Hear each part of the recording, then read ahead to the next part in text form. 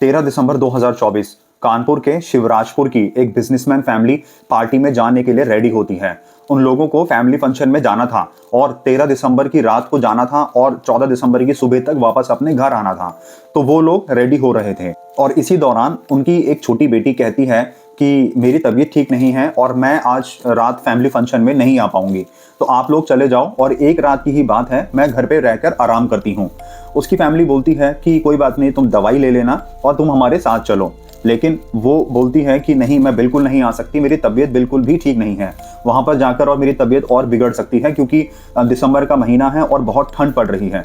तो वो अपनी फैमिली को कन्विंस कर लेती है कि मुझे घर पे ही रहना है। उसकी फैमिली भी मान जाती है कि यार एक रात की बात है, ठीक है, हम सुबह थोड़ा जल्दी आ जाएंगे, तो तुम घर पे रहकर ही आराम करो। तो अब वो फैमिली पार्टी के लिए निकल जाती है। वो लोग लगभग रात को 8:30 बजे पार्टी से निकले और अगले दिन 14 दिसंबर 2024 को लगभग सुबह 8 बजे वो लोग घर पे आते हैं। वो लोग बड़े हैरान थे क्योंकि उन्होंने देखा कि घर का गेट खुला हुआ है। जब वो लोग घर का गेट खोल के अंदर आए, उन्होंने अपनी बेटी को आवाज दी कि तुम कहाँ पर हो, लेकिन अंदर से कोई भी आवाज नहीं आई। तो वो लोग थोड़ा घबराए कि हमारी बेटी कहाँ गई। तो उन्होंने सोचा कि उसके कमरे में जाकर देखते हैं। वो लोग जब अपनी बेटी के कमरे में जाकर देखते हैं तो वो दहल जाते हैं। उन्होंने देखा कि उनकी बेटी संदिग्ध अवस्था में बेड पर पड़ी हुई है और उसके शरीर पर कोई भी कपड़ा नहीं है। वो जब पास जाके देखते हैं और उसको हिलाने की कोशिश करते हैं तो वो घबरा जाते हैं। उन्होंने देखा कि उनकी बेटी की सांसें रुक चुकी थीं और उसका शरीर पूरी तरीके से अकड़ चुका था। ये देखकर घर वालों का रो रो कर बुरा हाल हो जाता है। तुरंत वो लोग पुलिस को कॉल करते हैं। पुलिस मौके पर पहुंचती है। पुलिस जब मौके पर पहुंची तो पुलिस ने पूरा सिनेरियो देखा। पुलिस को लगा कि भाई ये बहुत सीरियस मैटर है और इसमें फॉरेंसिक टीम को भी बुलाना होगा। फॉरेंसिक टीम आती है और उस लड़की के कमरे की जांच पड़ताल करती है। फॉरेंसिक टीम ने देखा कि उसके रूम में एक रैपर पड़ा हुआ है। फॉरेंसिक टीम ने जब उसको थोड़ा ध्यान से देखा तो पता चला कि वो रैपर है, उसके अंदर कुछ टैबलेट्स भी हैं और वो टैबलेट्स लड़कों की टैबलेट्स हैं जो इंटीमेसी के टाइम पर अपने बेड टाइम को थोड़ा लॉन्ग लास्टिंग करने के लिए यूज़ करते हैं। तो वो लड़के वो टैबलेट्स खाते हैं जिससे कि रिलेशनशिप बनाने के टाइम वो लॉन्ग लास्टिंग अपना परफॉर्म कर सकें। तो वो टैबलेट्स वहाँ पड़ी हुई थी और उसके अलावा लड़की के साइड में प्रोटेक्शन भी पड़ा हुआ था। ये देखकर पुलिस वालों को मामला समझ आ रहा था, लेकिन सबसे हैरानी की बात ये थी कि लड़की के शरीर पर कोई भी जोर जबरदस्ती के निशान नहीं थे। तो ये चीज़ दर्शा रहा था कि अगर कुछ हुआ होगा तो लड़की की सहमति से हुआ होगा। पुलिस वाले लड़की की बॉडी को ऑटोप्सी के लिए भेज देते हैं। ऑटोप्सी की रिपोर्ट भी सेम आती है कि लड़की के साथ कोई भी जोर जबरदस्ती नहीं हुई। तो पुलिस अब अपराधी को ढूंढना शुरू करती है। पुलिस के लिए काफ़ी मुश्किल था क्योंकि जहाँ की ये घटना है वो एक गाँव का इलाका है और वहाँ पर कोई भी CCTV कैमरा इंस्टॉल नहीं था। तो पुलिस के लिए बड़ी परेशानी वाली बात थी क्योंकि ना ही लड़की के घर के अंदर कोई कैमरा था और ना ही आसपास मोहल्ले में गांव में कोई कैमरा लगा हुआ था। तो पुलिस के पास सिर्फ एक ही ऑप्शन बचता है कि पुलिस उस लड़की की कॉल डिटेल रिकॉर्ड निकालती है। पुलिस ने जब कॉल डिटेल्स निकाली तो पुलिस ने देखा कि इस नंबर पे एक लड़के का बहुत बार कॉल गया है और उस लड़के का नाम है कुलदीप कुमार उर्फ शोभित। पुलिस की रडार में अब ये कुलदीप आ चुका था। पुलिस ने तुरंत कुलदीप को ढूंढा और उसे अरेस्ट कर लिया। पुलिस ने जब कुलदीप से पूछताछ की तो शुरू में तो वो कहने लगा कि मैं नहीं जानता, मेरा कोई दोष नहीं है, मुझे नहीं पता ये कैसे हुआ। लेकिन जब पुलिस ने शोभित को रिमांड पर लिया तो उसने फिर एक ऐसी सच्चाई बताई जिसने सबको शॉक्ड कर दिया था। उसने बताया कि मैं और ये लड़की हम स्कूल में पढ़ते थे। स्कूल में जब हमने 12th पास की तो इस लड़की ने फेसबुक पर अपना एक अकाउंट बनाया, मेरे को फ्रेंड रिक्वेस्ट भेजी, मैंने एक्सेप्ट की और हमारी बातें शुरू हो गई। नंबर्स एक्सचेंज हुए और हमारी दोस्ती हो गई। दोस्ती हुई और हम जब रोज़ बात करते थे तो इसी दौरान हम दोनों में प्यार हो गया और जब प्यार हुआ तो हम दोनों अब मिलने की प्लानिंग करने लगे, पर हमें कोई सही मौका नहीं मिल रहा था।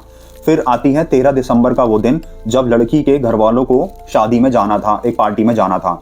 तो लड़की ने अपनी फैमिली को बहाना बनाकर कि मेरी तबीयत खराब है, वो घर पे ही ठहर जाती है और लड़के को उसने पहले ही इन्फॉर्मेशन दे दी थी कि मैं आज घर पे ही रहूंगी और मेरी फैमिली एक पार्टी में जा रही है। तो शोभित ने बताया कि उसने एक अपने फ्रेंड से इस बारे में बातचीत भी की। तो उसके फ्रेंड ने बोला कि ये तो अच्छी बात है, तुम्हारी गर्लफ्रेंड तुम्हें इनवाइट कर रही है और तुम्हें ज़रूर जाना चाहिए, लेकिन तुम अपने साथ प्रोटेक्शन ज़रूर ले जाना क्योंकि कल को तुम्हारे साथ कुछ भी हो सकता है, तुम फंस सकते हो, और अपने साथ कुछ टैबलेट्स भी ले जाना। शोभित को कुछ पता नहीं था, वो पहले ही डर रहा था, लेकिन जब उसके फ्रेंड ने बोला कि ये तो अच्छी बात है, तुम्हारी गर्लफ्रेंड तुम्हें खुद इनवाइट कर रही है, तो फिर वो जाने के लिए तैयार हो गया और उसने उन टैबलेट्स के बारे में देखा भी कि इन टैबलेट से होता क्या है। तो शोभित ने अब प्रोटेक्शन रख लिया था और अपने साथ टैबलेट्स रख ली थी और वो सीधा उस लड़की के घर चला जाता है। वो शाम को लड़की के घर आता है और टैबलेट्स खाने के बाद वो फिजिकल रिलेशनशिप बनाना शुरू करते हैं। और वो जब फिजिकल रिलेशनशिप बना रहे थे तो शोभित ने बताया कि रात के लगभग 9 बजे से लेकर और सुबह 3:30 बजे तक वो दोनों बिना कपड़ों के घर में ही थे। तो अब एक तो उसने टैबलेट खा ली थी, ऊपर से इतनी ठंड थी और ऊपर से उन्होंने कपड़े भी नहीं पहने थे। अब इसी दौरान लड़की को ठंड लगनी शुरू होती है और वो ठंड से कांपती है। लड़के ने देखा कि उसकी हालत खराब हो रही है तो लड़का उसके लिए चूल्हा भी जलाता है और चूल्हे पे उसको वार्म करने की कोशिश करता है, लेकिन लड़की की तबीयत और ज़्यादा खराब होती चली जाती है। तो अब जब शोभित ने देखा कि इसकी हालत बहुत ज़्यादा खराब हो रही है तो सुबह के लगभग 3:30 बजे वो उस लड़की को घर में ऐसा ही छोड़कर घबराकर भाग जाता है।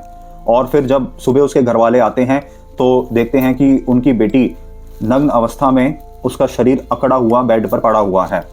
तो ये हम कह सकते हैं कि या तो उनके टैबलेट्स की इंटीमेसी की वजह से और इसके अलावा जो ठंड थी, ठंड की वजह से लड़की की बॉडी पूरी अकड़ चुकी थी। शोभित ने ये पूरी स्टोरी अपने मुंह से बताई और खुद कन्फेस किया। शोभित ने बताया कि मैंने किसी भी तरीके की जोर जबरदस्ती नहीं की थी, वो लड़की ने खुद मेरे को इनवाइट किया था और खुद मुझे बुलाया था, तो इसमें मेरा कोई कसूर नहीं है। मेरे साथ भी ये सब पहली बार हो रहा था, तो जब मैंने देखा कि हालत ज़्यादा खराब हो गई और मैं अब फंस जाऊंगा तो मैं वहाँ से भाग गया। अब देखते हैं दोस्तों कि कोर्ट क्या फैसला सुनाता है, क्योंकि इसमें लड़की के साथ कोई जोर जबरदस्ती नहीं हुई, उसने उसको खुद इनवाइट किया था।